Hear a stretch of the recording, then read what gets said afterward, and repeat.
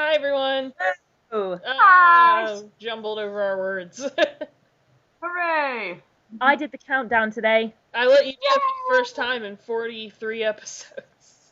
I know, she finally trusts me to count numbers. I turned 25 in October, maybe that's why. Yeah. We were gonna talk about, we were just talking about, before we started recording, how Greer thought Shirley Temple was already dead. Oh, no, that makes me sound like super insensitive now. Right? She died yesterday, Monday. It was reported today, but she died yesterday, apparently. But, if you had asked me 2 days ago if Shirley Temple was alive or dead, 2 days ago, I would have said, oh, she died years ago. But it turns out she died today, so now I feel bad, and you made me sound like an insensitive prick. Well, if it makes you feel any better, I thought she was about 107, and apparently she was 85. Yeah. So everyone thought she was dead and much older than she was, so you guys aren't alone. Yeah. Well, exactly. I can't imagine this is the first time. I mean, thinking about it, there are a fair few people that are still alive that I was under the impression had died a long time ago. Yeah. I think at some point I thought Sidney Poitier had died. And, yes, I heard something about Sidney Poitier, and I'm like, I thought he was dead. He's still alive, right? Yeah, he's still alive. Yeah, Okay. he's strong. Actually, I don't know about that.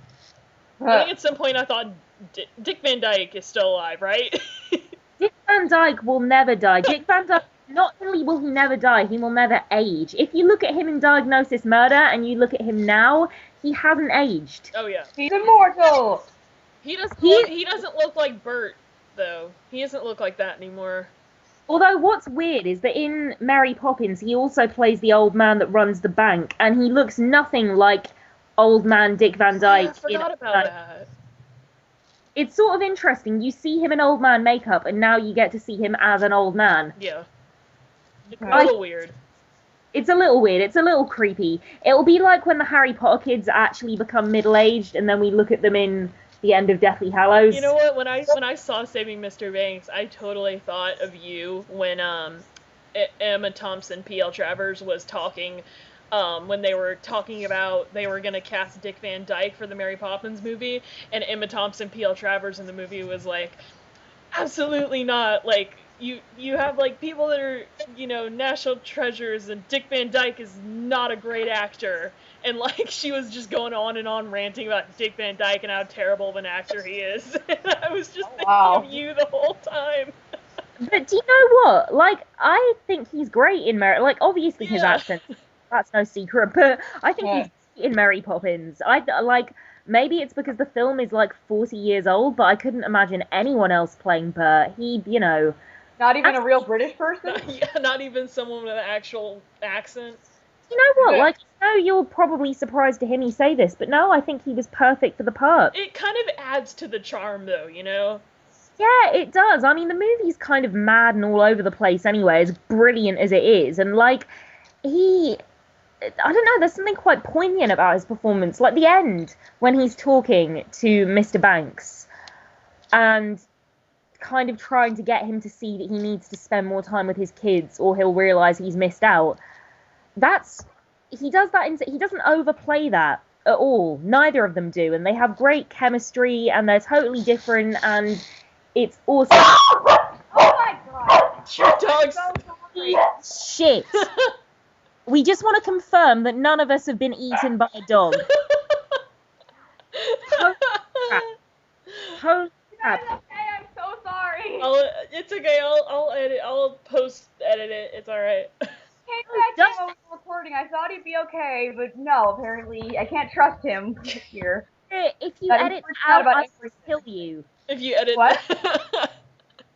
If Greer edits this out, I'll kill her. Okay. This is gold. Okay. This is live radio. Yeah, apparently he didn't agree with you about your opinions about Dick Van Dyke. He doesn't like Dick Van Dyke. He hates Dick Van Dyke. He wants authenticity, your dog. I thought that was you screaming. I screamed at him because he was being annoying, but that was afterwards. I want to, like, just put it out there, though. I'm terrified of dogs. You've told me Oh, this I'm multiple sorry, times. hon. Oh, no, it's not your fault at all. Like, and I didn't really think he was in the room that time. But yeah, I'm terrified of dogs.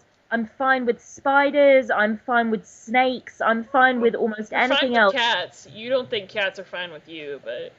Well, yeah, precisely. I mean, it's. You were telling me, like, yeah, my cousin has cats and they ignore me, and I'm like, cats, fuck it, that's the way cats are. Cats I love cats. I don't know. I think cats have I don't know. I'm pretty certain animals in general have a particular kind of contempt reserved for me. Really? Yeah. Why are you so pessimistic? I'm really pessimistic, aren't I? I wonder if I'm just pessimistic, like, in comparison to Americans. She's English, so she's gonna seem a little negative to us. Well, that's We're pessimistic people. But, I mean, what I'm not pessimistic about, nice segue, is Dick Van Dyke. Yeah.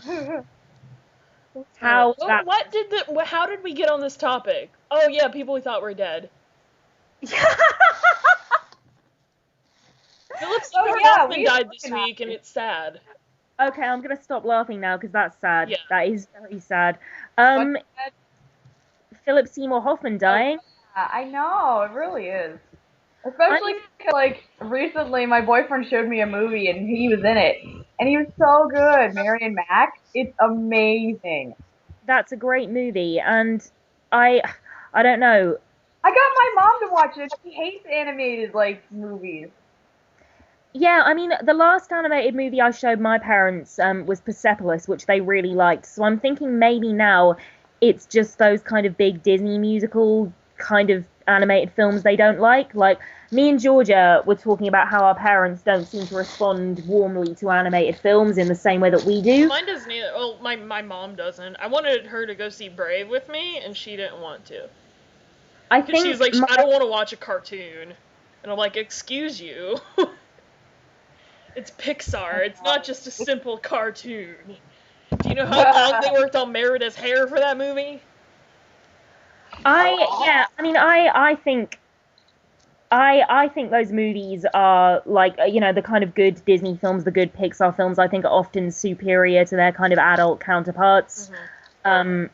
Just in terms of, like, I don't know whether it's because children have, you know, shorter attention spans, they are harder to please, and therefore things about those movies that work, you know, the pacing tends to be really good. The animation is obviously really visually arresting a lot of the time. They have songs, like, there are lots of things to keep your attention, and I feel like adult films work less hard at that sometimes. And I don't think it's always a case of, if a message is conveyed in simple terms, that therefore means the message itself is simple. Because I think often the messages in Disney films and in animated films are quite complex. Mm-hmm. And treat children and just their viewers in general with a lot of credit. So yeah, I think that's why a lot of adults enjoyed Frozen, because it wasn't really typical. By the end of it, it wasn't typical Disney formula. What I really like about Frozen is that it's like, yeah, it's not typical Disney formula. It's about sisters. I really, really like that it's about sisters. I love that. I keep telling you to watch Lilo and Stitch, and you haven't done that yet. No, I need to watch Lilo and Stitch. You're quite right. But Lilo and Stitch did it first, but Frozen's the first Disney princess film to do it, which is, you know, it doesn't follow, by the end of it, it really doesn't follow the, like, well, it kind of does, but, like, when you think the film is gonna go, Fran knows what I'm talking about, Georgia, I don't think, does not, when you think it's gonna go a certain way, it very much diverts. Yeah, you think it's gonna go the typical Disney stereotypical formula, but by the end of it, it does not. I mean, if you see Frozen, you know what we're talking about. Even the romance that does happen is still not in the background, but the story doesn't end with a big kiss, you know? I mean, going back to Mary and Max, one thing I really, really like about that, apart from the animation, which is, by the way, amazing, is the fact that, like, I think it's really, really easy when you're portraying autistic characters to make them not even jokes, but make them, like, just endearing. Like, to the extent that you would think, oh, well, this doesn't seem like a problem, you know, everyone would love this person in real life, you know, they're this composite of all the quirks that we think are really funny. Like, I've never seen this movie. Is it an English movie? Yeah, it is. It's Australian, but it's Australian? in English. Yeah. Right? I think it is. Yeah, it is. I think it's Australian. I think you're right. I've never seen it. But like, Awesome. I really like things about autistic characters where it's acknowledged that, you know, they're real people. So existing in the real world. So some of these things, they can be a problem, and they can get in the way of you having an ordinary life, and they can, you know, some of these things are genuine flaws, so they do affect your kind of your ability to get on with people socially, but it doesn't therefore also mean that you're an unlikable character or you're a villain, or it's just, I don't know, the characters are very, very three-dimensional, and I really, really like that. Mm-hmm. They totally are. I absolutely agree with you. It's one of those movies where it's just like, they really it's about quirky characters, and so because of that, they give them such depth and such, like, you know. I mean, and I think... Speaking of quirky characters getting depth, Agents of S.H.I.E.L.D. was really good this week. That's all about quirky characters suddenly now getting depth. Well, I guess. But I'm glad she's been shot. Oh, yeah. But the sad she's thing gonna is live, that, though. She's gonna live, though. Yeah, I know. That's what's sad, is that you know she's gonna live, so I don't know why they're building suspense about it. You know what? Whedon is really good at killing off characters. I think that's why people are worried, is because it's Whedon, and Whedon does that kind of stuff. Okay, but at the same time, didn't they just recently have an episode where they, like, finally figured out where she came from? So it's like, if they just did that, they're not going to kill her off. I mean, yeah, I mean, because, well, I mean, that would lend itself to, you know, oh, what is all this really about now that she's gone? I mean, I think that would lead to some interesting story things, but I don't think he's going to do that. I'm not going to kill her off, and I'm just sad, because she should die. She's awful. Well, now she's getting better now, that's the thing. No, she's not! I'm starting to care about her. No! I still don't give a shit about Ward. I still don't give any shits about him. Even though, you know, him and May are having sexual relations, it's pretty much confirmed that they are having intimate relations. There was just one part in the last episode where, like, what was it? Like, someone got shot. May got, like, stabbed. And Coulson was, like, tending to her wounds, and then, like, Ward came in and was looking at them. Yeah, and, like, all the looks they gave each other, I'm just thinking, oh my god, Greer is totally shipping them right now.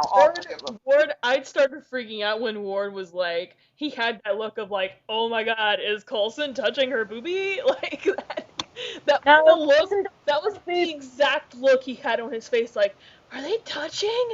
And, like, the look on his face was like the greatest thing ever. But it's the trope that I hate, which is, oh, he's gonna think that they're banging now or something like that, and I hope that doesn't go anywhere. I was hoping that, like, they all have a threesome, so that you could just tweet about it. Yeah, that should happen, actually. That would be great. Coulson does not have sex with women. That's your headcanon. That is your flow. It's sort of been hinted at that he has, Fran. I mean, obviously, we haven't seen it, obviously. Fran. 2 episodes ago, he talked about the cellist, okay? And the cellist is clearly a woman. Oh, no.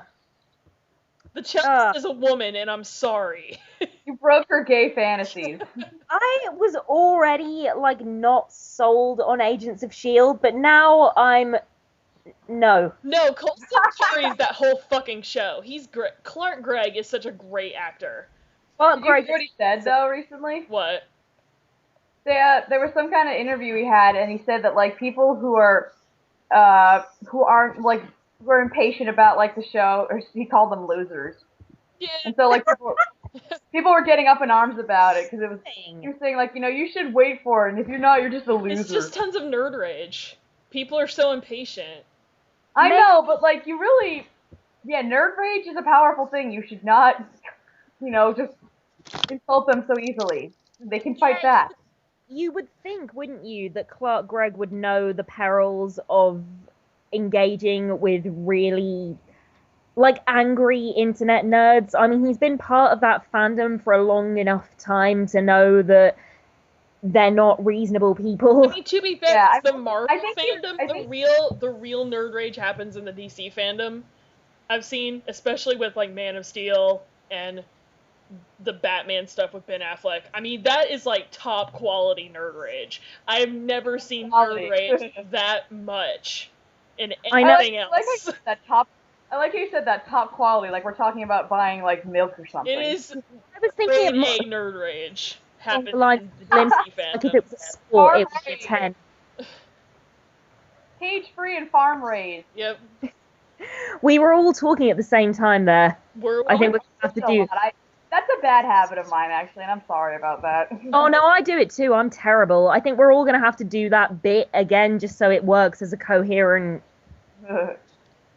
I really don't think that Skye is gonna die as much as I'd like her to, because we have to figure out why she's so special all of a sudden. Well, she's like they said she's like a weapon or something, isn't she? Yeah, but I don't see how, because she can hack onto stuff with magic or something. I don't know. They'll explain it. You know what it is? You know what it is? She has magical snarky abilities. Maybe she does. You know what? She is getting She's getting more sincere. I don't know. Maybe I think it's the actress. She's doing a good job of making her seem more sincere than she used to be. I have to say, I did not used to like. I used to not like that character at the beginning of the show, but within these last couple of episodes, she has been getting better, especially now that she has been interacting with more of the characters. Besides Ward and Coulson, like, she actually is forming relationships with the other characters, which is what I like to see in character development. Can I say something else, though, that really kind of pissed me off? It's like, the end of the episode, they show, like, what'll be up for next week. So if they're showing her, like, being all injured, and they're like, they have to find a cure. And I'm like, a cure for what? A bullet to the stomach? A cure for her dying, yeah. I know, but they're like, a cure for blood loss. It's like, that's not a cure. You just have to take the bullets out. Maybe it's out of context. I don't know. Well, they said to find a cure, and I'm like, okay, I think you're being a little dramatic. Maybe it was poison bullets. About that. Huh? That Simpsons joke. You know in the episode set in the future, and Mr. Burns has been cryogenically frozen, and Smithers is like, oh, sir, one day we'll find a cure for 17 stab wounds to the back. Oh, yeah. Despite what I said about... You'll have to watch tonight. It comes on tonight, and I'm actually excited about it, and maybe I won't miss it. Greer, despite what I said about Skye and how much I hate her, that episode was really great. It was good. That was probably one of the better episodes. Yeah, that really was. The best episode. I feel so bad for that guy. I think it's Mike. Yeah, I feel really bad. Mike. I was so happy when I saw he was alive, but then they showed that he had like 2 stumps, and I'm like, oh no. I know, and he's all scarred up. He has 2 stumps. He has like a missing. Doesn't he have like a missing leg? He has a missing leg. I don't think he's missing anything else. I thought he was missing an arm. Yeah, on his face. Can I just say though, like, in all seriousness, even though I haven't been sold on Agents of S.H.I.E.L.D., like, beyond all my headcanon shit, like, that I'm not really serious about, like, I do think, like, as much as Joss Whedon can write really, really fantastic female characters, if you look at Buffy and Willow, like, I was never sold on the Faith character in Buffy. She was always just kind of all snark, no genuine personality. That sounds like God. Well, I was going to say, it does kind of sound like her. And, you know, those are my least favourite Joss Whedon characters, and I feel like he falls back on that too easily. But again, that character is getting better. I feel like she is anyway. But there's good characters. There are other good female characters in that show. Just Agent May in general is like another one of the entire reasons you should watch that show is Agent May. Agent May and Coulson are basically the only reasons you would watch that show. I'll give it another chance because I don't want to incur Clark Gregg's wrath. I really like him. You shouldn't incur Clark Gregg's wrath at all. Yeah, you loser. You don't want Clark Gregg to think you're a loser, do you? I really don't. Like, normally, if an actor said that, I'd be like, well, fuck you, you make millions of pounds, stop complaining. But Clark Gregg, I don't want you to think I'm a loser. I really like you. Aww. Clark Gregg. I love you, Clark Gregg. I really do love Clark Gregg. I even love him now that I know he's not gay. On a slightly unrelated subject, I'm going to see Spamalot tonight, and I'm really excited. That should be good. I saw it, but it was on Broadway. It was awesome. I've never seen Spamalot. I remember when I went to New York, when I was in the 8th grade, it was like brand new.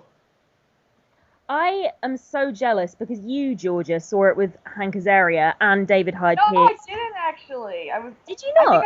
I talked about it in another podcast. When we went, he wasn't there. It had just started and he wasn't there for some reason, and we were really pissed. Was David's understudy or something? Yeah, but his understudy was great too. Alan Tudyk, I think he's a Whedon regular, but he was great. Alan Tudyk's wonderful. I would have been happy seeing it with him. He was great, and like when it was over, they had some of the lesser famous people back, the backstage and stuff like that. And I saw him. I don't remember if I got an autograph or not, but I saw them like interact with people, and they were all really sweet. Like he was great for an understudy. He was very nice to people, you know. Oh, actually, talking of which, my friend David is currently understudying in a West End show called The Duck House, which is supposed to be brilliant. So any British viewers, if you happen to have £100 available, go and see it, and try and go and see it with my friend David because he's an awesome actor. Plug. So cool. When I saw Hairspray, Hairspray's fantastic. When I saw Hairspray, the only 2 people in it that I knew, one of them, he was an actor on Mad TV, and I don't remember his name at all, but he was super funny on Mad TV, and he played the mom. Oh, Wilma. Oh, that's a great part. I've seen some brilliant people in that part. Yeah. When I saw it on Broadway, it was Harvey Fierstein. Oh, cool. Oh, I bet that was... I mean, as mad as his voice is, like, I don't know how many cigarettes he smokes a day, like, I bet that was awesome. He was great. Like, he looked like he was having a ball. I mean, you couldn't not have a ball in that part. I mean, and that's kind of how I feel about Spamalot, like, because I saw it in the West End years and years ago, and this is a much smaller scale production. Like, it's still the West End, but it kind of went on tour for a while and then came back to London, so it's being staged like the tour in a smaller theatre. But, I mean, yeah, it's a total ball, and, like, a lot of people are quite cynical about the fact that Monty Python, like, it was kind of created to go against the mainstream, and this is a big mainstream West End show, and I'm like...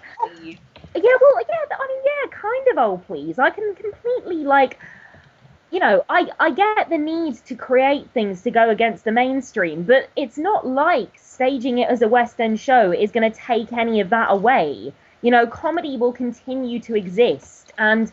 Yeah, like, and I also think, like, it is still the material from Holy Grail, and regardless of whether that material is being performed on a stage by other actors or not, it's fucking funny stuff, and they're Eric Idle songs, and yeah, I have no problem with it. I just remember thinking it was hilarious, and I can't wait to see it again.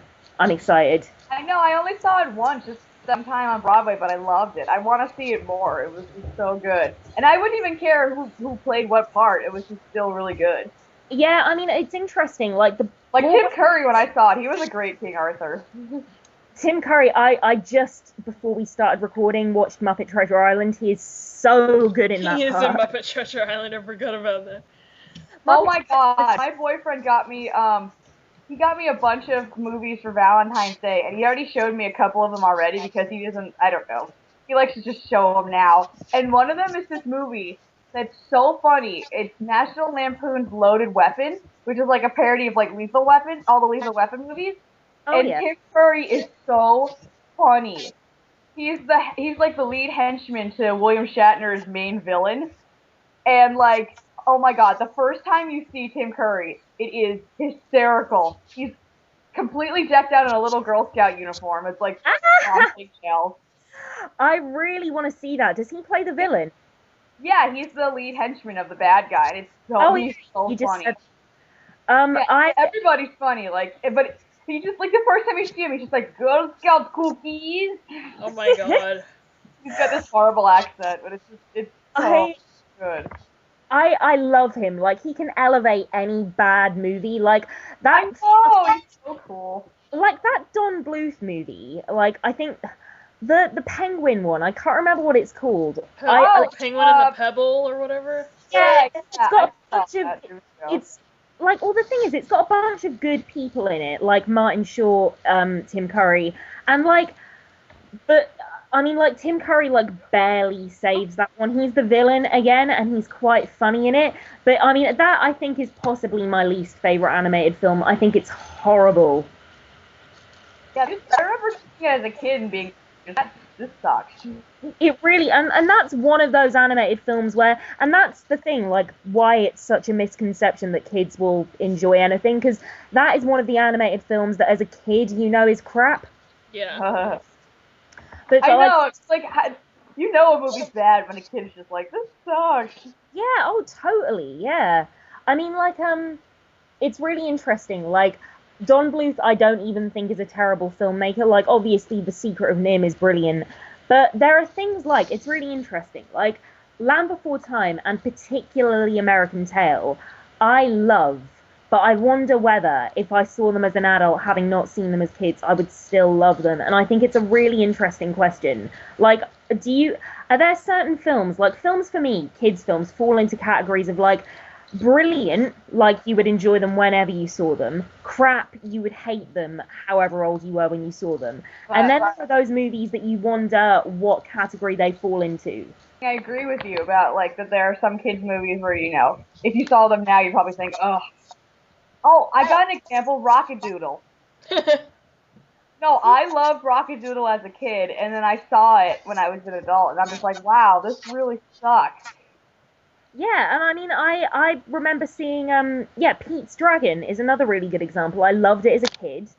And We're Back, the dinosaur one, loved it as a kid.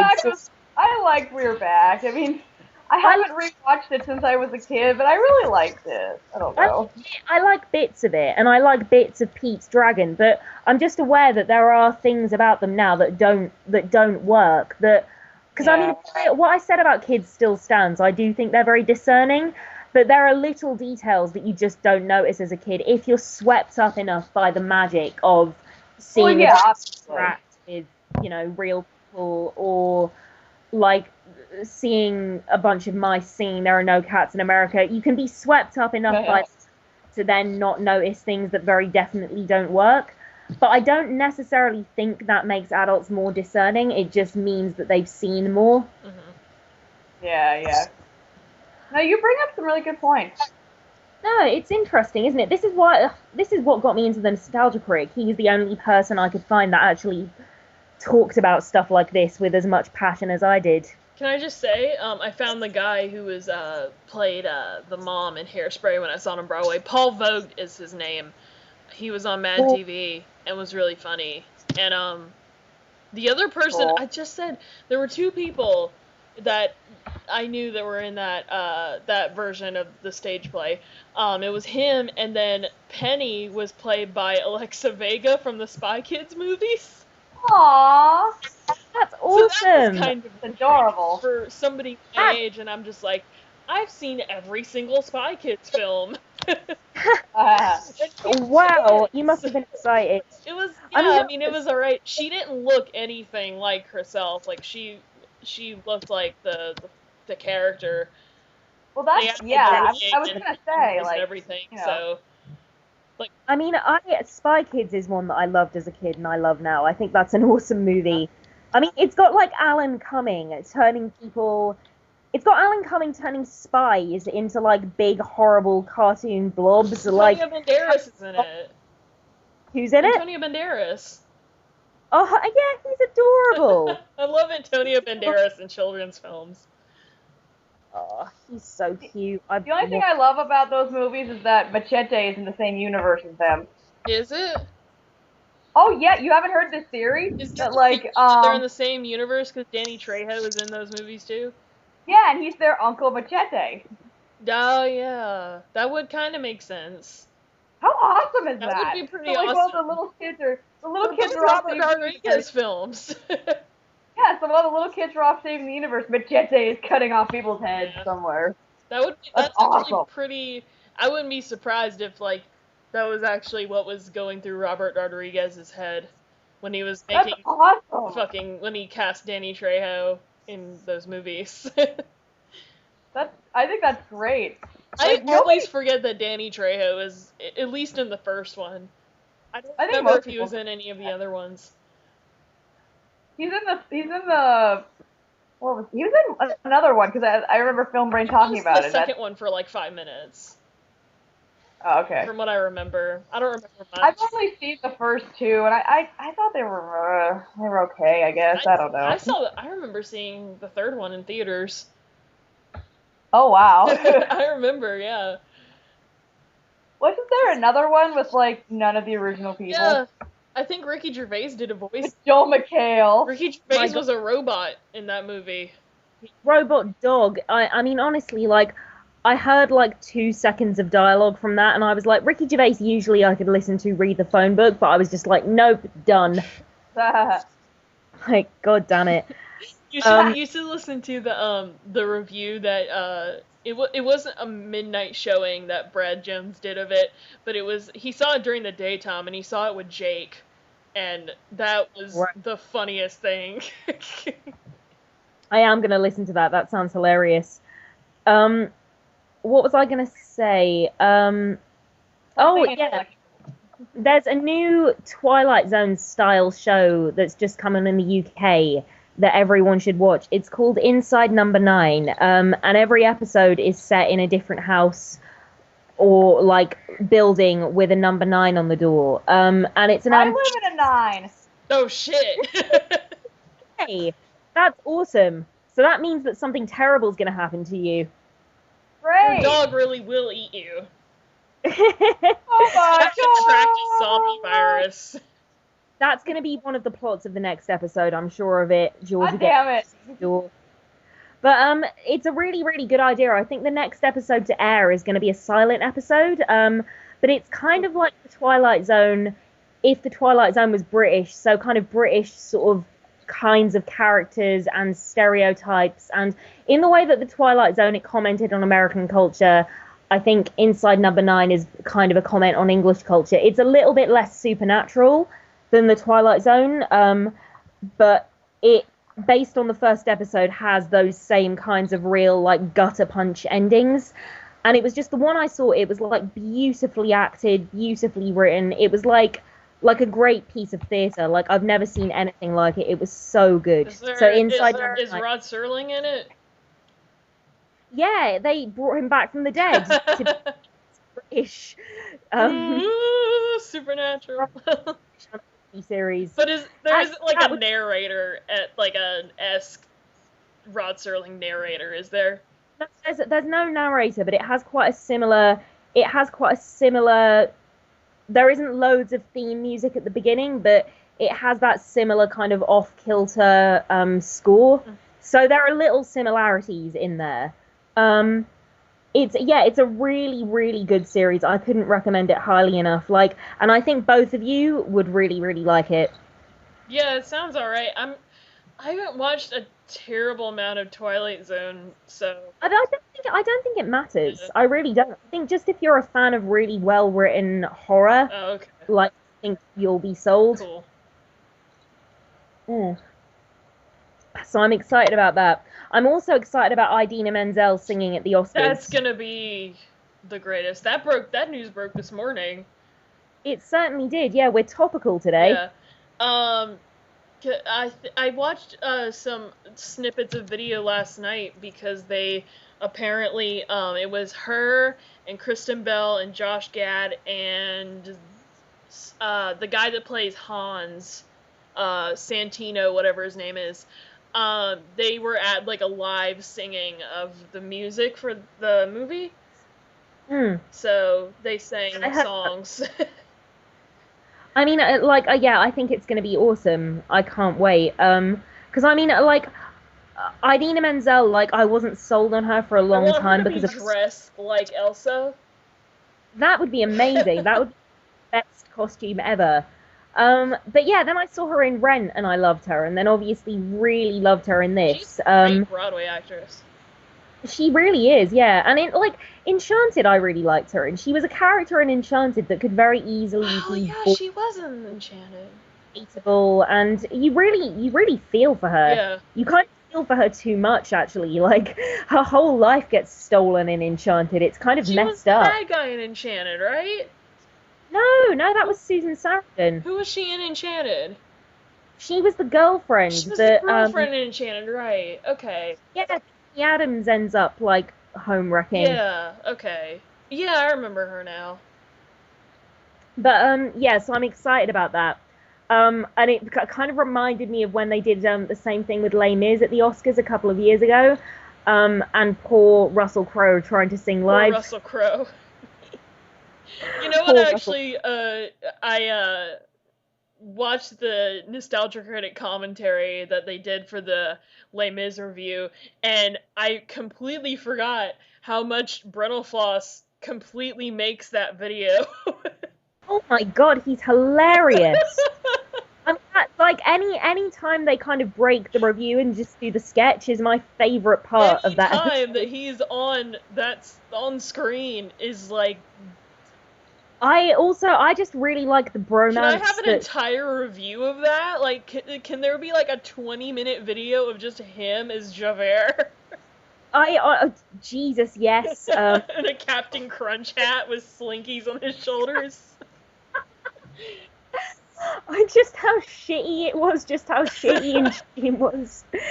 But no, oh god, talking of shitty and cheap, Doctor Who's new costume, I really like. My friend Phoebe thinks it looks like if you bought a really bad Dracula costume from It does kind of look like that. It looks like Tuxedo Mask from Sailor Moon. I think it's awesome. I love it. I mean, it did kind of make me laugh when she said it, but I think it's awesome, his new costume. And I'm excited about how much darker that next season is going to go. I don't even watch Doctor Who, but I do like Capaldi. Like, I like him as an actor. I haven't seen him in anything, but I like him. There's something about him that I like. I don't know. I know what you mean. Like, I know what you mean. I think a lot of people, like, even if you haven't watched his most famous thing, which is The Thick of It. All I know about him is that he curses a lot in his other roles.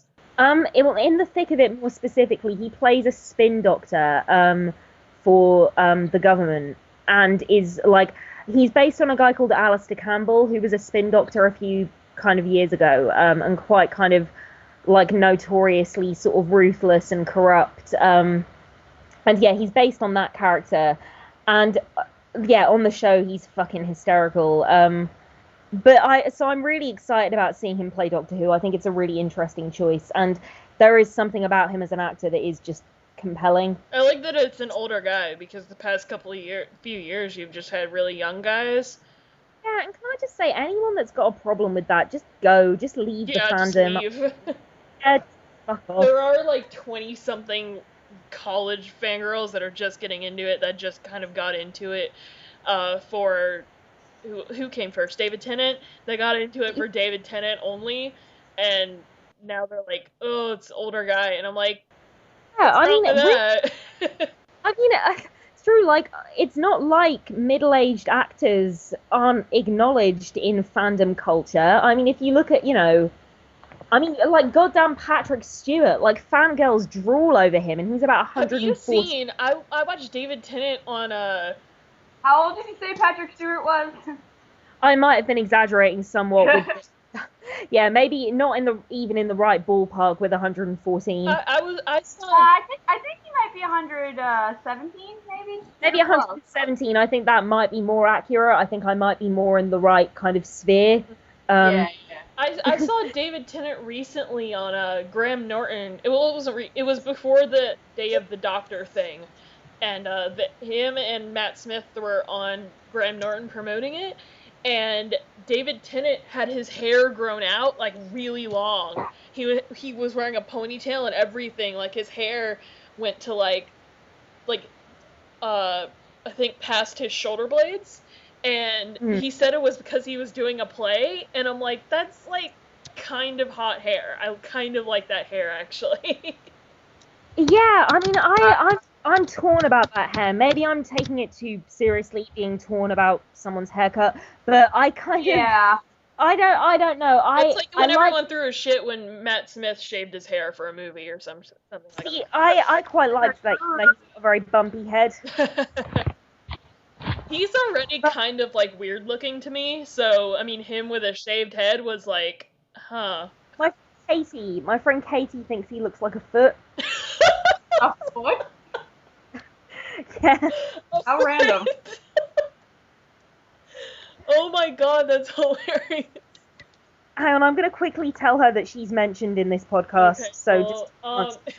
That just reminds me of the Family Guy joke where they're like, come on, Sarah Jessica Parker, she looks like a foot. I told when my best friend was still obsessed with Twilight, she got mad because I told her that Robert Pattinson looked like a squash. No, he just looks constipated. Like, he had a head like a squash, and she got mad at me for that. He's a sexy squash. Or it was either a squash or an eggplant, I forgot. I said his head looked like a fucking gourd vegetable, and she got angry. Some kind of vegetable. No, that's the best comparison. That he looks like a foot. That's so funny. Who matched Smith? I just thought he looked like a girl. A pretty girl, though. He's playing Patrick Bateman. Yeah, pretty girl. Pretty girl. Yeah, he's playing Patrick Bateman in American Psycho in the West End. Cool. It's just like, that reminds me when he said that, like, someone that looks like, this thing, with the celebrities read mean tweets, Jimmy Kimmel came out with a new one of those, and we posted it on our page, facebook.com/thosegirlspodcast. And, and someone had tweeted something about Joseph Gordon-Levitt, and the tweet was, "My mom thinks Joseph Gordon-Levitt looks like a Q-tip." That's so... Who comes up with these comparisons? That cracked me up so much. Like, that made my day. Q-tip? No, Georgia, there are people that look like objects. Like, that is a thing. Like, I guess. I mean, I know, I think sometimes people look like animals, but I never thought objects. I don't know. Like, I've got a friend. We might have to cut this, actually, in case they hear it, but I'll tell you anyway. Okay, bleep it out. Leave it in, but bleep it out. I've got a friend called and I think his face looks like an arse with a lemon in it. Wow! Which is ultra specific. God. I hope he's listening. Wow. I really hope he isn't. I think there was another celebrities read mean tweets where someone had tweeted Lil Wayne, and the tweet was, "At Lil Wayne looks like a crab apple."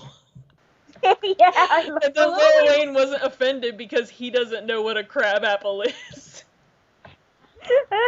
Of course he doesn't. Hey, I posted one about no prizes for guessing who James Franco.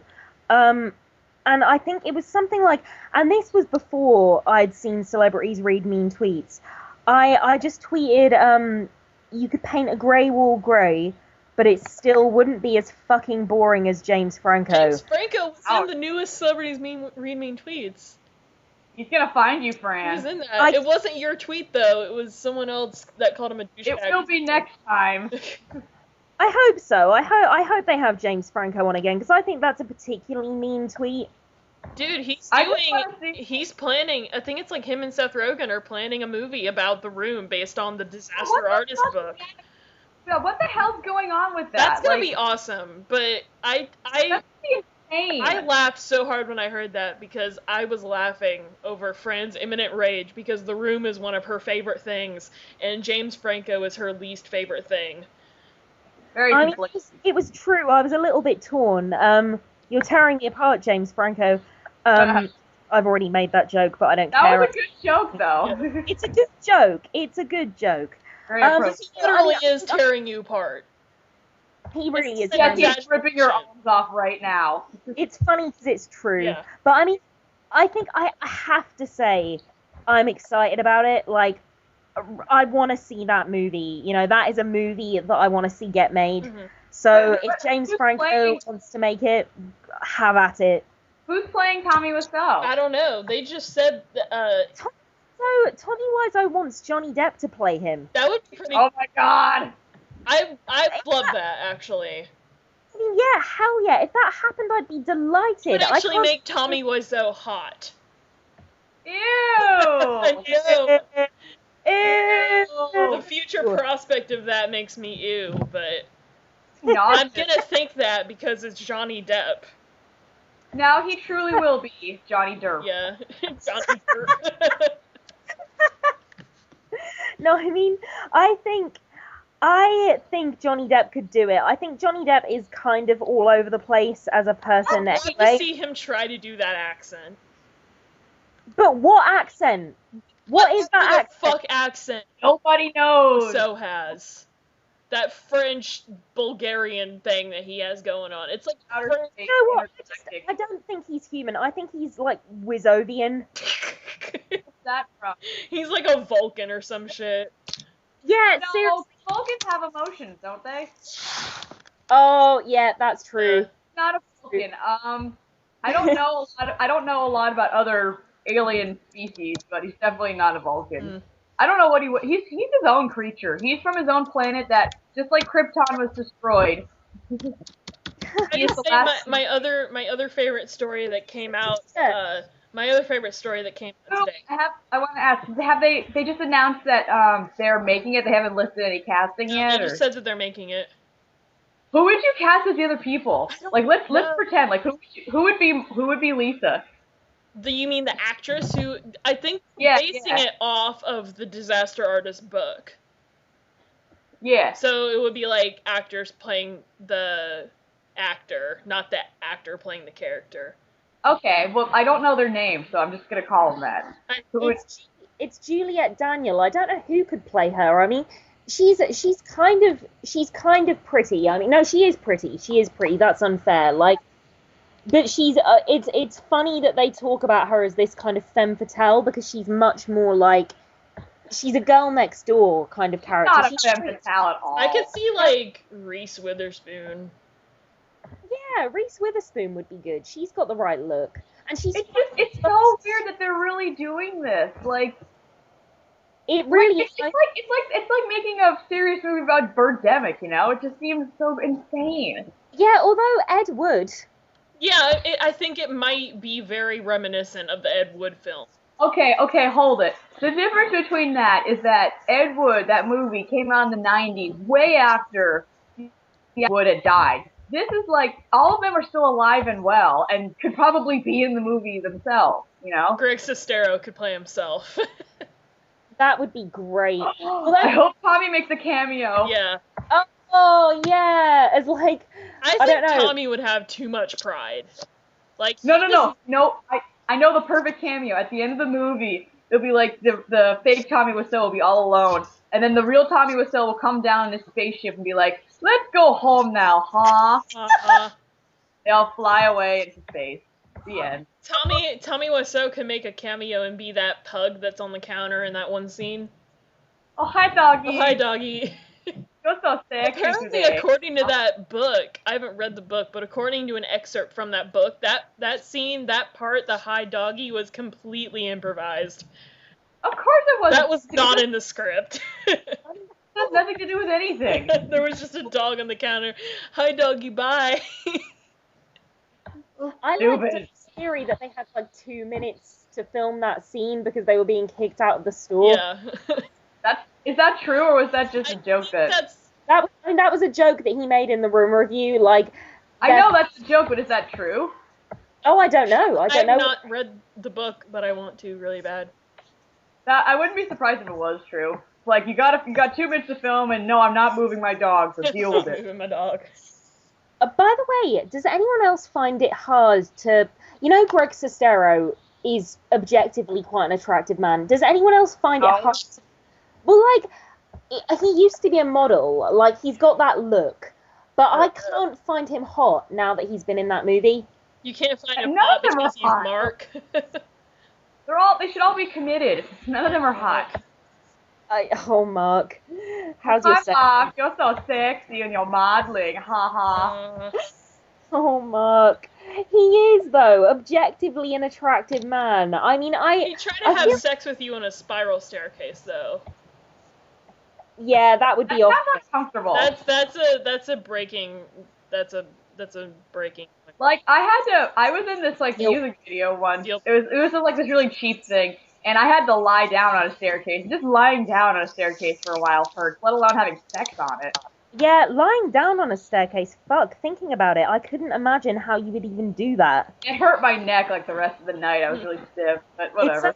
It sounds insanely uncomfortable. Especially, like, non-carpeted stairs. Like, I kept thinking about carpeted, my carpeted stairs in my house. And I'm like, oh, that probably wouldn't be uncomfortable. And then, like, I'm thinking about, like, hardwood stairs. And I'm like, oh. I really wanted to Are you thinking about who you would invite to have stair sex with you? Yeah. But you're not going to answer. I know you are. No, I'm not going to answer that question. Just going to engage in that fantasy for a while. I'm not going to answer that question, no. Just going to bask in it for a moment and then return to my! My... Wait till Johnny Derp gets there. Johnny Derp, yeah. I'll answer that question. I'll happily answer it on air. I've got no shame about these things, as you know. We know it's film brain, honey. We know. Yeah, you know. Sestero. Oh, Greg Sestero. Greg Stairs. Oh. Oh, that was a great joke. The next topic on my list is my other favorite celebrity story that came out within these past couple days, and it's an interview that's been going around that a local news station did with Samuel L. Jackson, because he's promoting. Oh, that's hilarious! He's promoting RoboCop right now, and the interviewer mistaked him because he was talking about, oh, that Super Bowl commercial you did was great, and Sam was like, I didn't do a Super Bowl commercial, and it turns out the interviewer was thinking of Lawrence Fishburne. What? How do you get them mixed up? I don't know. And then Sam Jackson gave the interviewer, like, such shit for mistaking him for Lawrence Fishburne. I would too. That's really stupid. I think, like, and also before that, like, the first question he asked Sam Jackson was something like, it was worded terribly. It was like, are you surprised every time the phone rings? Or something like that. And Sam Jackson gave him, like, the weirdest look, like, I'm gonna punch you in the face kind of look. You don't want to get that look from Sam Jackson. It was the worst interview I've ever seen in my life, but Sam Jackson was so fucking classy about it and so funny. What an idiot! Like, are you, like, how ignorant are you? I don't want to say racist, but, like, dude, how can you not tell them apart? Watch it. It's terrible. It's... You know, like, really, like, everything about it that is so funny. Like, one, it's the fact that it's Sam Jackson, and Sam Jackson being pissed off is hilarious. Yeah. Two, it's all the underlying racial tension that this kind of pertains to. And three, it's just that the racial tension of, oh, you think all black people look the same? Yeah, exactly. And three, it's like, Sam Jackson is a movie star. Lawrence Fishburne is a movie star. How could you get the two of them mixed up? You know, it's not like they're two random people on the street. It's like I once saw someone that I thought was my grandma in a shop. Like, that is funny because it's so stupid. Okay, if it was someone that I didn't know and I mixed them up with someone that I barely knew, like, that would be one thing. Me mistaking someone for my grandma, like, I'm gonna own that. That's really funny and really stupid. Mm-hmm. You know, it would have been weird if he was like, so what was Keanu Reeves like in The Matrix? Yeah. And he was like, you motherfucker, they just punch him. That happened in Extras, actually. There's an episode of Extras where someone confuses Sam Jackson for Lawrence Fishburne. Did that actually fucking happen in Extras? Yeah, it's... So wait, this happened more than once? No, well, but the thing is, Extras is it's like a scripted show. Yeah, and Sam Jackson... You've been mistaken for this other guy more than once. That's so fucking stupid. What's wrong with you? But it was it. What's funny about it was that it was in the script. Like, the joke in the script. Oh my god. No, but it was a joke. The joke was... Sam Jackson is in the show playing himself, and some idiotic character mistakes him for Lawrence Fishburne. It's just mad that happened in real life now. Oh my god! You have to send me that. You have to send me that. You have to find that episode and send that to me. I'll find it for you now. Sure. That's amazing. It's just funny that Ricky Gervais is so good at predicting human behavior. Imitating life. Oh, yeah. Extra can predict the future. Extras can predict the future. Samuel. So, while we're waiting for that, I should say that this snowstorm lately has really fucked my town over because for almost a week we were without power. Oh no. It was really, yeah, it was actually happen? worse. Wow. Yeah, last Wednesday we lost power, and the next town over lost power, and the next town over there lost power. Apparently 630,000 people were without power because of this ice storm. Mm-hmm. Fucking insane. But we were very lucky because we have a generator, and so that sort of saved our asses. And it was tough, but I stayed at my boyfriend's for the weekend, and by the time I got back, the power was back on. So I was relieved about that. And I was worried too, because I was like, if we didn't get the power back, I didn't think I'd be able to talk to you guys. Oh, Georgia. Or see Agents of S.H.I.E.L.D., because I want to see what happens to Skye if she dies or not. She's probably... Fingers crossed. If she had died, would have that cheered you up? Yes. Because I'm a horrible person. Yeah, I'm gonna try to remember to watch tonight because I'll probably be flipping back and forth between that and the dog show. Westminster dog show. Aww. But no, Georgia, I feel really bad for you because, like, in England we've been having floods in a place called Somerset, and yeah, people haven't been able to leave their houses. Like, I mean, whatever is going on, like, with global warming, I think it's interesting that the West is now starting to, like well-off countries are now starting to feel the effects. Earth like is falling apart. It was a disaster. Like, for the first few days, there were tree branches down everywhere. Like, it was sort of a challenge for me just to leave my neighborhood. Because, like, the front entrance was blocked because there was a power line down. One of our power lines got knocked down. There were, like, giant tree branches everywhere. It almost looked like the apocalypse. Yeah, and I mean, it can affect things in the long term. It can affect the economy. It can affect people's livelihoods. I mean, it's, you know, and just day-to-day life. I mean, it's horrible. And, you know, I can only... But I'm so glad it's over, and I don't think anybody got hurt, which is important, but I'm just... That's really good. I think everybody's relieved. It's finally over. Well, just hopefully the government, both our governments, will now start making more of a significant, you know, step towards fighting global warming. That'll only happen when the birds start to attack and we run out of coat hangers. Oh, yeah. Oh, that would be good. I'm willing to wait that long just to see that. Then they'll take it seriously. Take it seriously by referencing bird flu, the funniest illness ever to have existed. Speaking of shitty governments, man, those Olympics. Yeah.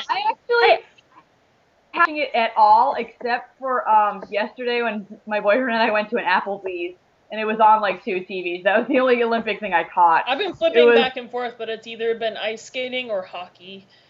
Oh, no, I was skiing last night. I got curling and the gymnastic stuff. So I got like 2 contrasts. I got one that actually takes effort and one that doesn't.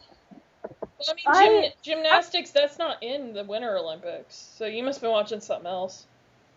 Well, it was way more interesting than curling. Curling is not a sport. I'm sorry. It took me a while to even understand the science behind curling.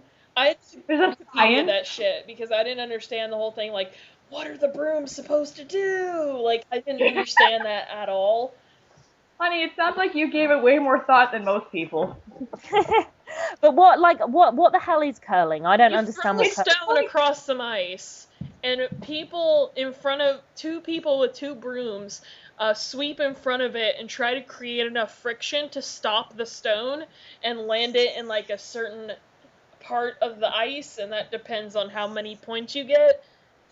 See, that sounds like it requires some level of skill. Yeah, some effort of skill. Yeah, it probably requires a little bit of,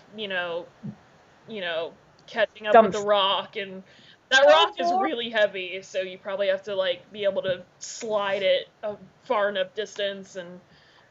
The only thing that was funny about that to me was just, they always show close-ups of people when they do their sports stuff, and the people were doing it just looked like they were taking it so seriously, like, they were so, like, concentrated. Dude, you're trying to get medals and shit. And you're on international television. It's just kind of funny. I don't know. Yeah, curling is I know what you mean, though. Like, when you actually take away from it the fact that it's the Olympics, what they're doing is funny. It's probably way harder than it looks. Like, that's probably what it is. Especially, like, I would have a hard time standing up on that ice. Like, it probably takes even a certain amount of skill just to be able to stand up on that ice in just... Oh, I can't do that. I've tried ice skating, and I repeatedly fell on my butt, so I know it's not easy. I love ice skating, but I know how ridiculous I look when I do it. And ice skating. I've never done it. It's so much fun. I mean, I actually I'm a little bit better at it than I was. But I'll need to skate quite close to the sides just in case I slip. I also think I've only roller skated about once in my life, so I'm not really good at skating in any capacity. I was obsessed with roller skating as a kid. I was, honestly, it's a shame I never became really kind of skilled at it, because I used to do it all the time. Mm-hmm. It's a wonder that I'm not fitter. Yeah.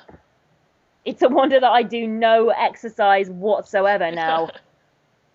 But, yeah, I mean, no, the Olympics have been a bit of a shambles, haven't they? I liked what you said when you were like, did they even know they were having the Olympics? Did they even... Yeah, I heard something about that. What happened? Were they even told that they were supposed to host the Olympics?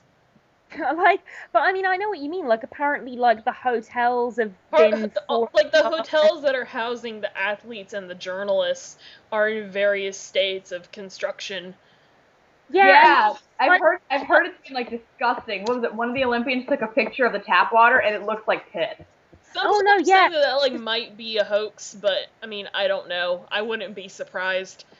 I mean, if it was a hoax, there would be an element of kind of class snobbery to that I find quite uncomfortable, because, I mean, Russia is not a well-off country, and as much as I hate their government, like, the people of Russia, like, that whole country for a shitty government.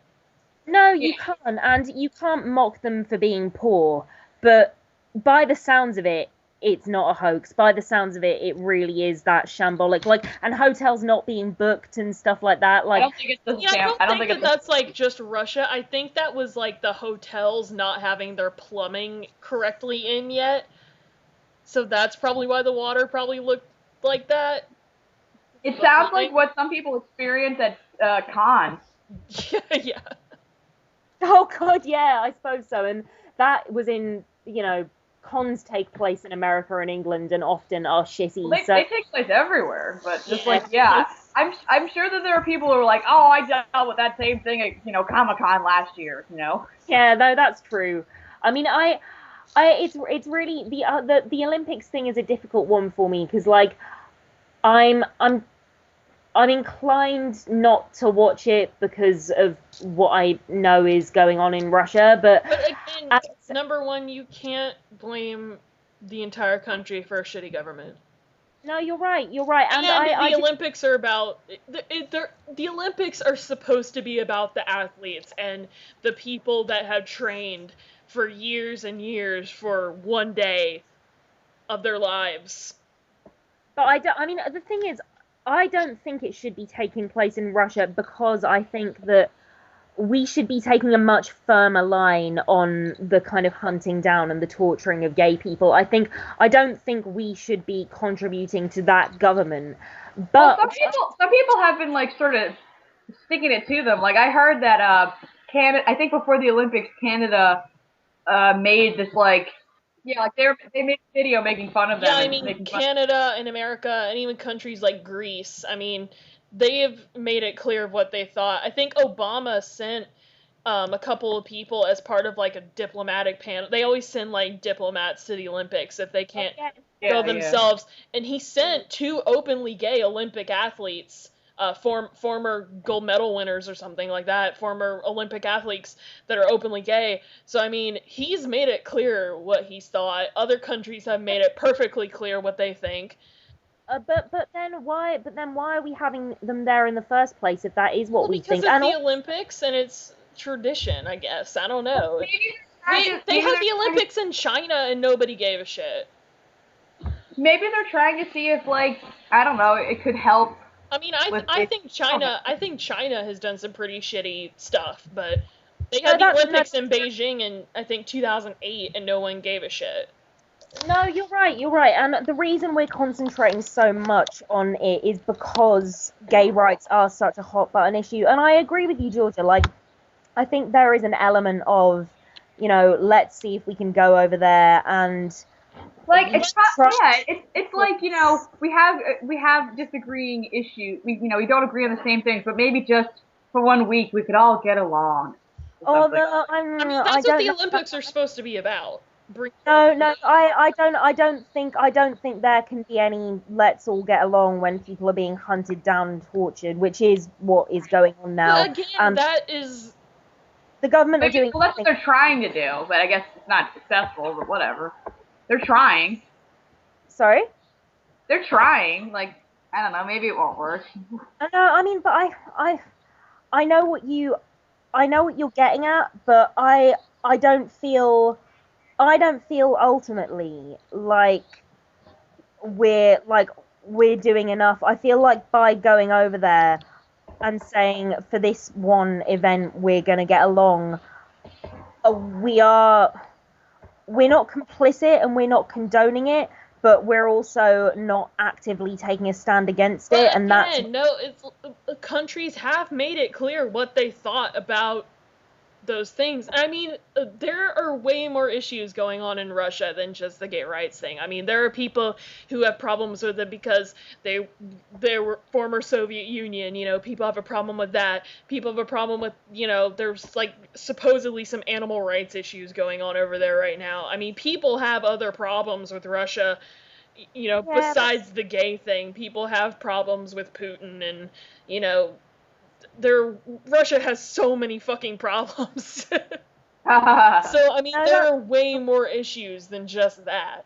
Maybe I'm being a bit of a hypocrite as well, because, I mean, I contribute to things that have dodgy human rights records. Like, I drink Coke and I eat Nestle, and I know that they're, notoriously kind of, like, I know that those companies don't have good human rights records, and I still contribute to them. So I probably am being a bit of a hypocrite.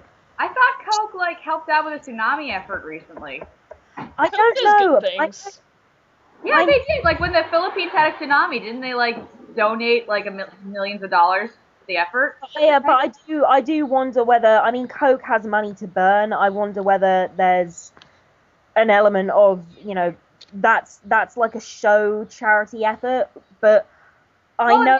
But at least it's charity. Yeah, I guess so. But I also know that they killed people for striking in developing countries a few years ago, and there are lots of little things that they do, like any big corporation, that they're not big mainstream things, but if you research them, you know that they happen.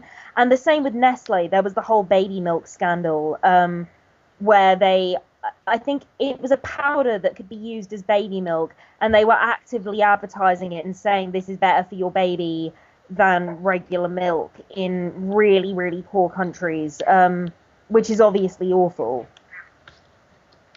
That's the thing about, I'm going to sound totally ignorant when I say this, but for me, it's like a lot of companies have done horrible things. And it's like, at this point, it's kind of hard to be selective. Like, oh, this company said something. Yeah. This company is like, doesn't pay them well, and it's like, all of these are horrible things, but it's like, at the end of the day, you can't really be selective sometimes. It's like, sometimes you don't have a choice. You got to take what you have. Definitely, yes. Oh, I know what you mean. I do know what you mean. I don't think countries with like where there are monopolies in a certain, say it's like, a certain kind of food, and you're just like, well, this is it's the cheapest brand. Yeah.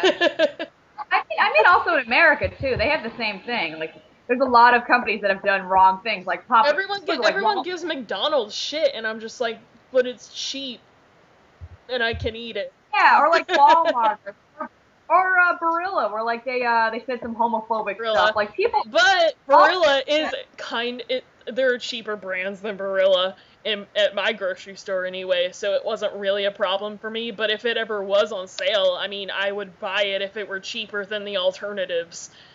Because that's that's my first priority. It's so hard to be supportive of everybody when it's like, you can't really choose sometimes. But like the thing is, like I don't think that sounds horrible at all. I know exactly what you mean. I do it too, but I am also aware that I could be more selective. Like I know that living in the Western world, it is very hard to be, you're not going to be a Buddhist, but at the same time, I know that I don't need to drink Coke. I know that I can eat cheaply without getting takeaways from horrible places. I can buy vegetables in bulk, and I can cook, and I don't do that as much as I should. I need to cook more too. Yeah. On a lighter subject, I'm thinking of cooking some special dessert for my boyfriend for Valentine's Day. Oh, that's a nice one. I haven't picked anything yet, but I'm thinking of doing something easy. Are there roofies in it? No. Why the hell would I do that? Oh no. I wanted to make a terrible joke. God, Greer, it's my boyfriend, not Tom Hiddleston. I mean, what are you guys doing for Valentine's Day? I'm doing fuck all for Valentine's Day. I'm not with anyone at the moment. There's nothing I can do. I mean, I guess I could get together with my friends, but all my friends are in relationships. You told me about, we won't mention any names or like where you work or what he looks like or anything, but you told me like you saw a hot guy walk into your workplace and... Yeah, a really... What I can only describe as a chiseled George dreamboat came to my workplace looking for a relative of his, and I had to show him where the office was, and it was one of those things where he was like in a cartoon when you see someone you're attracted to and the music swells and the little heart bubbles go around your head. Oh my god, oh, Fran. But I mean, like, you should ask him for his number before Valentine's Day. That should be your goal. You should, if you can find him again. I've been working a 14-hour shift at an old people's home. I looked like crap. Like, well, make sure next time you don't look like crap. I work at an old people's home. There's no not looking like crap, and so.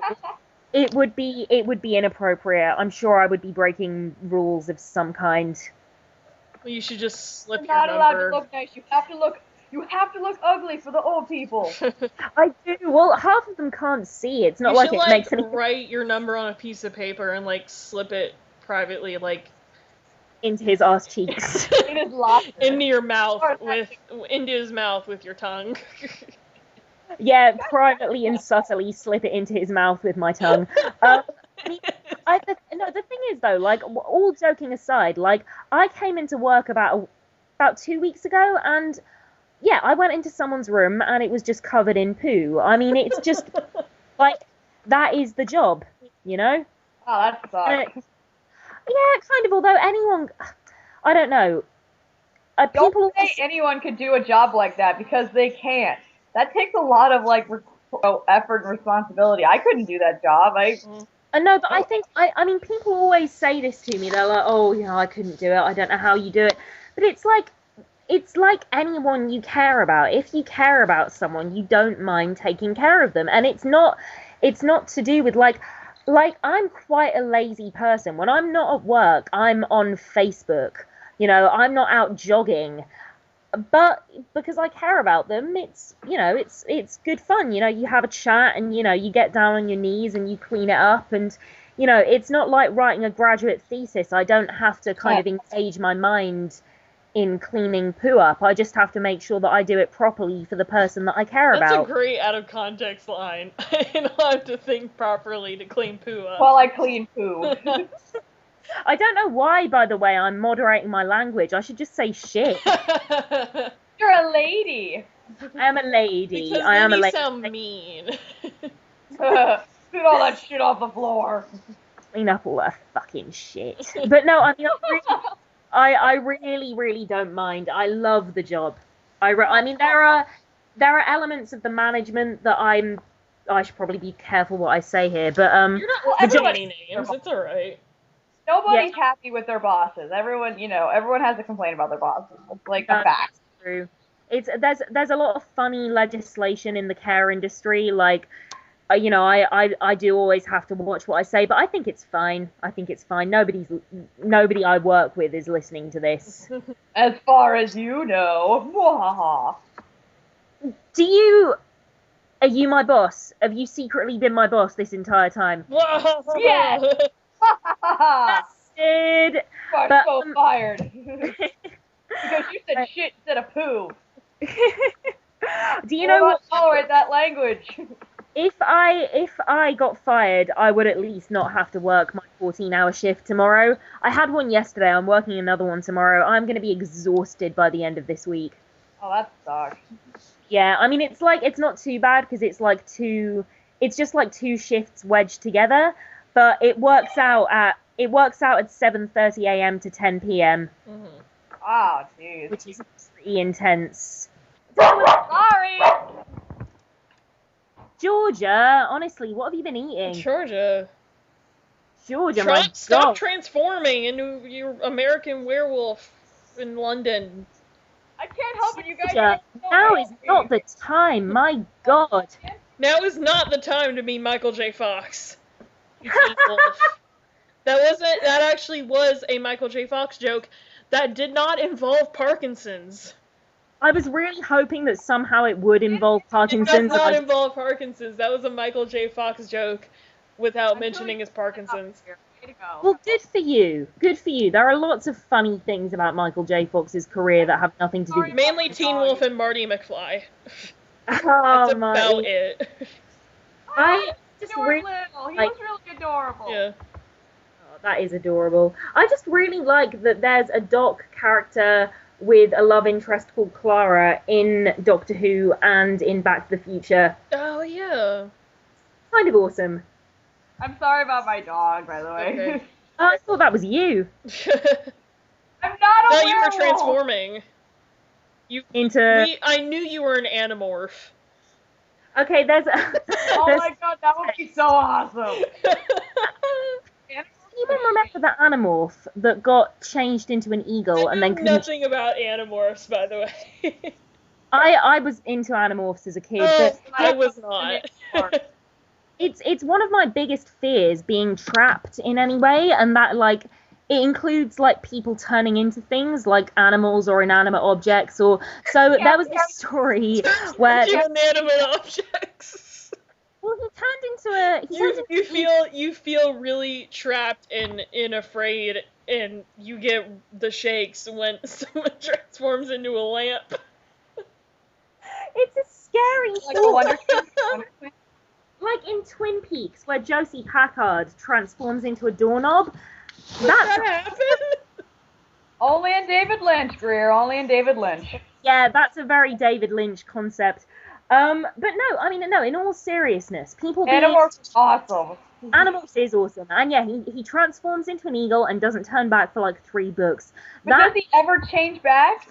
He does eventually, yeah. Yeah, he does. Oh my god, that's good. Oh, good. But for a while, he's an eagle, and he thinks he's never going to change back, and that is, to me, scary as shit. I'm just, like, I think I read the books at the time, but then, like, recently, one of these TV channels I have, because I have so many, showed Animorphs, so I caught up with them, like, the TV show. Oh my god. And, like, it was fun to watch, and then I'm like, yeah, he did get stuck being an eagle, and it's like, how did he get stuck? Like, I don't know, I can't remember, it's been so long since I've watched it, or read it. It's like their code, right? You can only be an animal for so long, and then you get stuck, I think, right? Yeah, possibly. I mean, really, I say I was really into it, like, I wasn't into it in the same way as I was with other things, but I knew enough for this storyline to particularly stand out in my memory. Can I just say this whole thing is reminding me of when, God, what was the movie that Nostalgia Critic and Phaelus did a review of? I think Phaelus and him reviewed the Child's Play movie. And Phaelus turned into a pencil sharpener. Oh yeah. Why haven't I watched that? It was great. Oh my god. You're a pencil sharpener. Yeah. On a slightly... Oh, it's not off topic now because we've been talking about online TV shows. Georgia, her last episode surpassed 1,000 views. Woo! I know! My Bunny Game review is 1,005 hits. And I think I'd have to thank Adam Raymeyer, because he's the director of the film I reviewed, and he actually got in touch with me a while ago, and I don't know, maybe he's been telling people, or maybe it's just been spreading in the horror community, I don't know, but I just want to thank him. Yeah, it's amazing. Holy shit. He was a nice guy, and it's a really intense movie, but it was, wow. Yeah, I mean, like, no, you really deserve it. Like, you work hard, and it's like, if a proper filmmaker is acknowledging your work, that is really cool, you know? Well, you guys are so sweet. Well, I think for me, I think he just acknowledged me because it's a recent movie, it's obscure, and other people have reviewed it. So I think he's probably talked to other people who've reviewed it too. Yeah, I guess so, but I mean, even so, like, well, for one, like, your review is still obviously standing out, and two, even if he has talked to other people that reviewed it, like, there are probably lots of other people that have reviewed it that he hasn't talked to. Like, even if you're not the only one, you're one of the ones that stood out, and that is cool. I still can't get over it that he, like, found me on Facebook and we talked a little. I was just like, holy crap! And no, it's awesome. You deserve it. You really deserve it. Like, I tried, because it's interesting how many people in our fandom have made or tried to make online shows. And I tried to, excluding this podcast, I tried to make one. And yeah, I was not a natural. I found it really, it was not something that came naturally to me. And I think probably had I worked a bit harder at it, I might have had a modicum of success. But it did make me realize how hard you have to work. You know, you have to think about camera angles. You have to think about getting a good camera, which costs money. You have to think about scripting. You know. Yeah, it's not easy, and I'm not even, like, I think it's not easy for my show, which isn't even that great, but it's probably even harder for people who take it really seriously. Like, I don't have a great camera, the battery on it sucks, and, like, I'm having trouble with my editing software yet again, so I'm questioning if I'll even be able to make another episode with this stupid software. But, like, it's just, yeah, it is not easy, but it is fun when you can do it. You should invest in some different software. I've been trying to do that, but it's just not working, so I don't know what to do.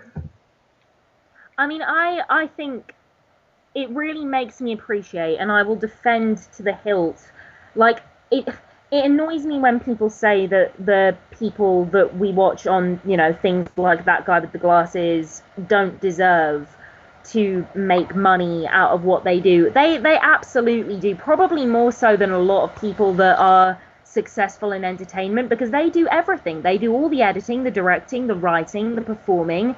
You know, they take on every role, and they have to, with a relatively small budget, make it look as polished and professional as they can. I mean, yeah, I think they deserve all the acclaim and all the money that they get. Yeah, I totally agree. And by small budget, it's usually no budget, like out of their own pocket. Well, yeah, exactly. I mean, yeah, when like I was completely on Lewis's side in the advertising argument. I completely was. It costs me nothing to watch an advert. It takes no time out of my day. You know, I feel like anyone railing against that, there is an element of wanting to be, I don't know, wanting to be like quote unquote radical for the sake of it, and I just haven't got that bullshit. I love your impression of it. I love it. No! Do you know what? For a second, I thought you were talking to your dog, and then I remembered you were being goofy. I know, Jack. There's nothing that would make me happier than Douchey McNitpick talking to your dog. On that note, I think Jack would probably just bark at him and try and lick him and be like, "Hi, you're a new friend." Hi. That would soften his heart. I'm gonna get really close to the mic for a second. Can I talk about Game of Thrones? You can talk about Game of Thrones. Heather isn't here, so I can't really talk about it that much. But they released a 15-minute preview for the new season, which is coming out in April. That's pretty long. About that. Well, by preview, I mean they did show a lot of stuff, but they also did interviews with the actors and hot Peter Dinklage and hot Emilia Clarke and Natalie Dormer. I'm obsessed with Natalie Dormer right now. Because is there anyone there that you don't think is hot? Huh? Is there anyone there you don't think is hot? Everyone's hot in that show, really. I mean, I just think everyone's hot, full stop. I was thinking about this. There are very few people that I wouldn't sleep with. Donald Sutherland. Maybe a bit old. He is hideous. Dude. He's just old, I think. Yeah, I don't necessarily think he's hideous, just old. Maybe a bit old. He's genuinely ugly. Would you sleep with Dick Van Dyke? Yes. You'd sleep with Dick Van Dyke. Yeah, I don't even have to think about How about that. Julie Andrews? You accent. Hang on, who? Sorry? How about Julie Andrews?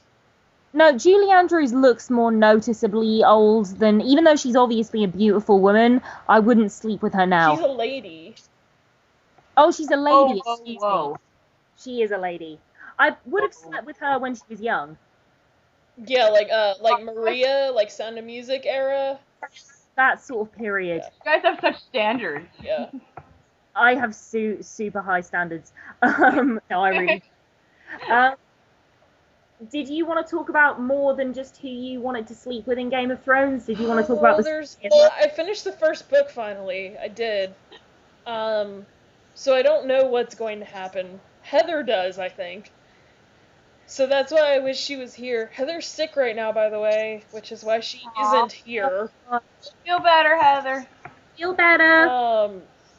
You can come talk about all this I'm important. pretty sure she's caught up with all the books now.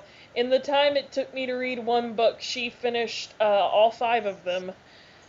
Can I just... Talking of books being adapted, Greer, like, you've read The Hunger Games. What are they going to be able to carry on, like, with the Philip Seymour Hoffman thing? Like, does his character reappear? Yeah. He's actually has a Plutarch Heavensby has actually a big part in Mockingjay, the book. But right. From what I heard, he had finished filming part 1 of Mockingjay. But I heard a rumor, and I don't know if this is true, that they're going to, like, put him in digitally for the parts that he's not in, that he didn't finish for the second part of Mockingjay. I hope not. That would be kind of weird. Yeah, how could that even work? I don't know. But with technology these days, I'm pretty sure they can make it look good. But, I mean, I don't know. Again, I heard a rumor. I always feel like... Well, I sometimes feel like there are certain things that, oh, pardon me, that no matter how good the technology is, they just look weird. Yeah. And I putting a dead person in digitally is just going to look weird. They did it with Yeah. They did it with what? Tupac. With what though? With what? It was that. That was though. That wasn't CGI. That was a hologram. It was a hologram. Yeah. People paid to see him in concert as a hologram. Yeah. Whoa, really? That was that. Apparently, Coachella, yeah. right? No, but it wasn't like advertised. I think it was like a surprise. Do you know what? I heard they want to do that with other people too, like Elvis. That would be alright. I would be on board with that. I think I would pay to see. I mean, that's kind of incredible. So they'd use footage of Elvis performing and turn that into a hologram image that they could then put on a stage. Yeah. Oh, I don't know. I don't really know the technology. Yeah. Is that what they did with Tupac? Find a video of it on YouTube. It's actually pretty cool. Okay, I'm gonna look up Tupac hologram because this is kind of wrinkling my brain. Oh, great. We're going to melt her brain. Oh, God. As if it wasn't already. Fran, when are you going to start watching Game of Thrones? I swear soon. to God, I ask you that like every other week. I intended to. I even started an episode about a month ago, and then I was just really... You didn't tell me that. Tired. Yeah, I started an episode, the first, 2 minutes, and then I just was like, oh, I've got to go to bed. I'm really tired. I'll watch it tomorrow. You suck. I know I really suck. I got so close. You suck. I'm going to have to wrap it up because I'm going to see Spamalot in, an hour and a half. Oh my god. You should be lying or something. Why are you here with us? That's so awesome. Because it's 20 minutes away from my house, so I can afford to be here right now. But, I do want to, have a shower so that I'm not smelly at the fancy theatre. Any plugs or anything anyone wants to give, or? Nah, not right now. I'm good. Thanks for all of our, likes on our page. Shout out to the 280 likes that we have on Facebook. I think we got more, because I know I sent some to some more of my friends, so we've just... I can't believe that, between asking our friends and, but really, advertising as well. I was really cynical about how much advertising it would pay off, because I just thought people will either, they might see it, but they're not going to like something until they've got a real, because, for instance, I see things advertised on Facebook and I don't like them because I think, well, I don't know whether this is any good or not. Well, people will like anything. You guys like us. You really like us. I think they do. I think, they think, podcast run entirely by women talking about things that we're interested in. I'm sold. Yay! That's what they're thinking. That would be awesome. Yay! But no, Thank you for all the support, everyone. Guys, I'm going to really gross you out now, but I just found, when you shave your legs and you miss a patch? I just found a big patch of really long hair on my legs. I hate when that happens, because I'm so anal about it, because I want to get everything. I do that all the time, constantly. I hate that happens. Really, so glad it's not just me. I'm not anal about, it takes me about a minute to shave my legs. I'm not fussy. I'm just as long as they basically look hairless, I'm okay. But I just found the worst part is because it had been winter, I had waited ages, so this patch of hair is really long. I know, I don't really shave that much in the winter either, and I don't know how my boyfriend puts up with me. Well, I don't know. I think men are Fran, I was gross. gonna tell you. Fran, I was gonna tell you that Hugh Laurie just announced some more tour dates for him and his band, but they're only in Australia. Bugger. I like how we literally jumped from hairy legs to Hugh Laurie. Hugh Laurie, hairy legs. I think they're some of the same letters. Yeah. Oh shit. On that note, I think we should. Yes. On that hairy note. on that very hairy, very Hugh Laurie-esque note, we should wrap it up. But thank you very much for all your support, guys. And this is us signing off. Yeah. Bye.